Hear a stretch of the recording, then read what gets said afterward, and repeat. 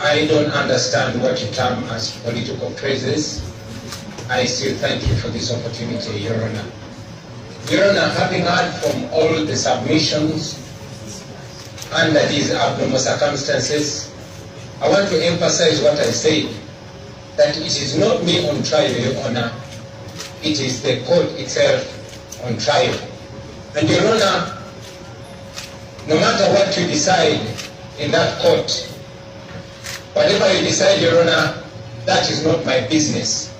My business is standing for the truth. My business is standing for what is morally right.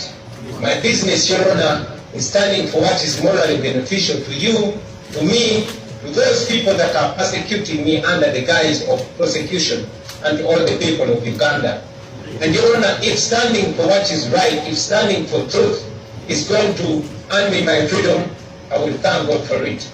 But Your Honor, if standing for what is right is going to keep me in this prison, then I will thank God even louder.